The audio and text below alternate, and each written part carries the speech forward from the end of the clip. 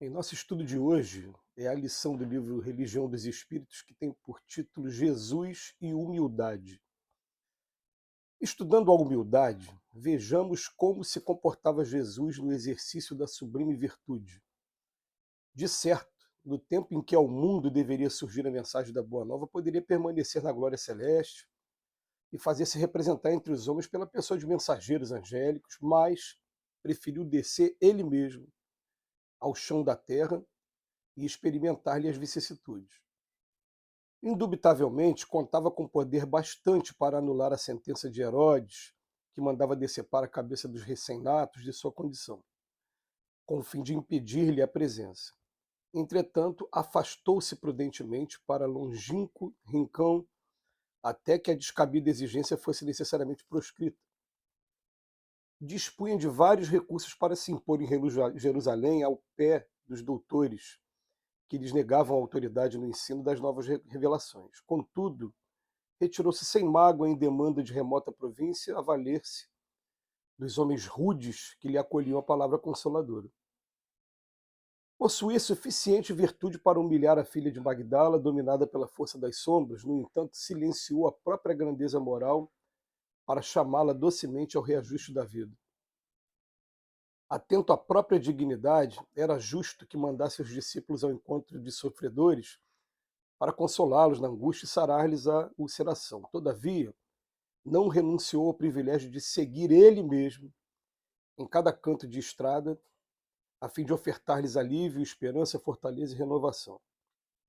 Certo, detinha elementos para desfazer-se de Judas, o aprendiz insensato. Porém, apesar de tudo, conservou até o último dia da luta entre aqueles que mais amava. Com uma simples palavra, poderia confundir os juízes que o rebaixavam perante Barrabás, autor de crimes confessos. Contudo, abraçou a cruz da morte, rogando perdão para os próprios carrascos. Por fim, poderia condenar Saulo de Tarso, o implacável perseguidor, apenas soeses pela intransigência perversa com que aniquilava a plantação do evangelho nascente.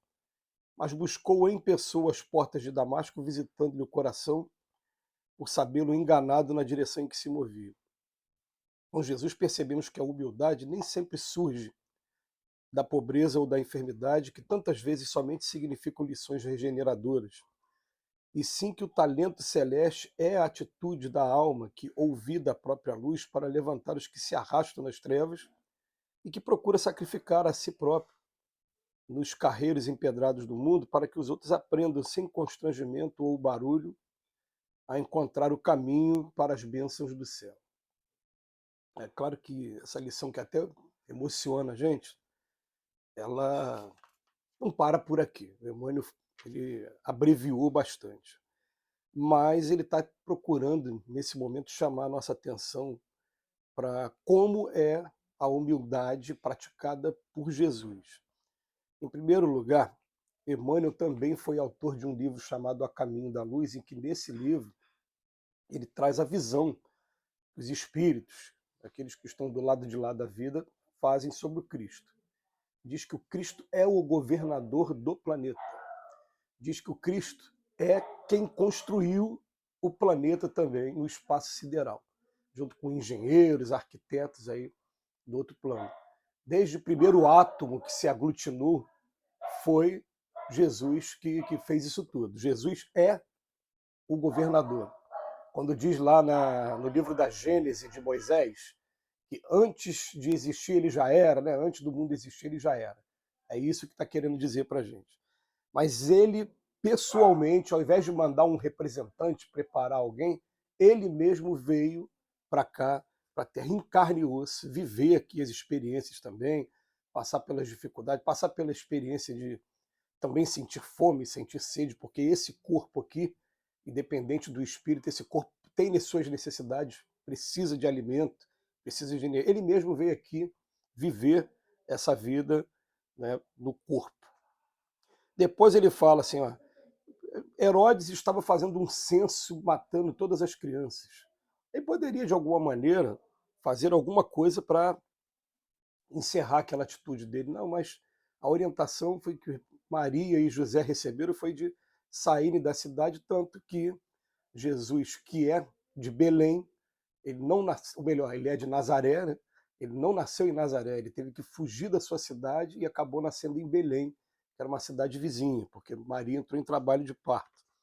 Depois ele fala para a gente aqui, fala, ó, quando ele encontra com os doutores do templo, ele tinha vastos recursos, ele deixou os doutores da época até assombrados com a sua capacidade, mas os doutores negavam a autoridade àqueles ensinos, porque é comum isso, né? Os mais velhos quererem se impor, falar que vai querer sempre descobrir alguma coisa para querer dizer que sabe mais.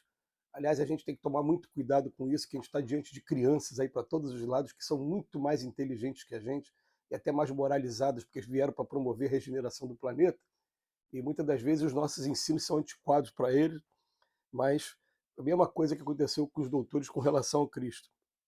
E ele veio aqui, ele retirou-se sem mágoa, esperou o momento dele certo para começar aí o seu ministério, como dizem na linguagem do Evangelho.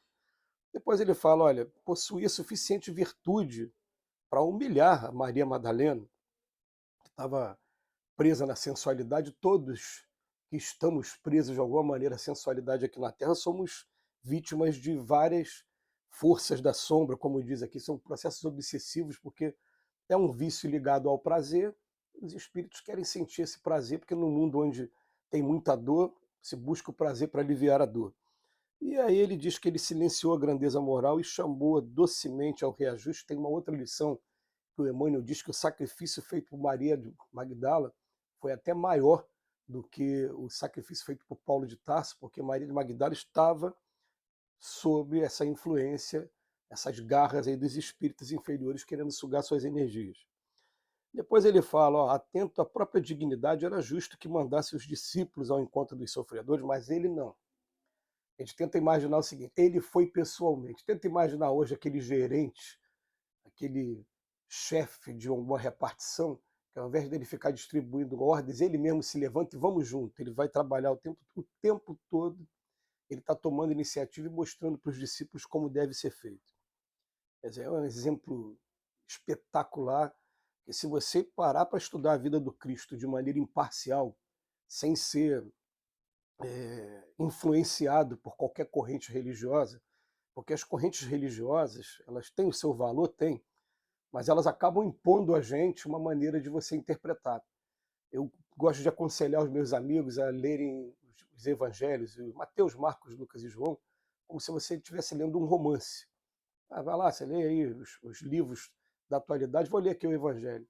E você vai se deparar com uma história que você vai ficar maravilhado. Aí você vai começar a entender por que pegaram esse exemplo e começaram a transformar nisso tudo que a gente conhece hoje como o movimento do cristianismo, né? Pois ele fala que Judas, ele tinha todos os elementos para até se desfazer de Judas. Hoje seria aquela coisa da justa causa, manda embora, dispensa. Ele conservou até o último dia entre aqueles que mais amava. E tem uma lição do Emmanuel que ele fala, no último momento ele fala que vieste amigo. E, inclusive, quando fala lá na oração do credo, né, desceu à mansão dos mortos e ressuscitou no terceiro dia, ele primeiro foi lá em Judas para dar o primeiro socorro ao Judas na região que ele foi depois de ter suicidado. E quando ele volta para cá, é que ele vai se apresentar para Maria Magdala e Maria, que foram os primeiros que viram Jesus depois do martírio. Depois vem, com uma simples palavra, poderia confundir os juízes, Barrabás, poderia Pôncio Pilatos. Contudo, ele abraçou a cruz. E, por fim, ele poderia até condenar o Saulo de Tarso, mas ele falou, não, não, não, esse aqui ele só está com a visão equivocada. A hora que ele tiver com a visão correta, ele vai ser um excelente instrumento para a gente. Então, com Jesus, a gente percebe que a humildade nem sempre surge só da pobreza ou da enfermidade.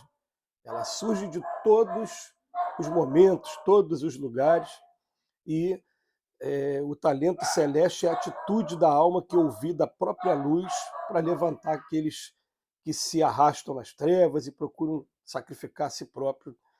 Quer dizer, é uma mensagem maravilhosa, ele o tempo todo se apagou para poder fazer com que a nossa luz se acenda. A gente só tem a agradecer, Emmanuel, por essa reflexão.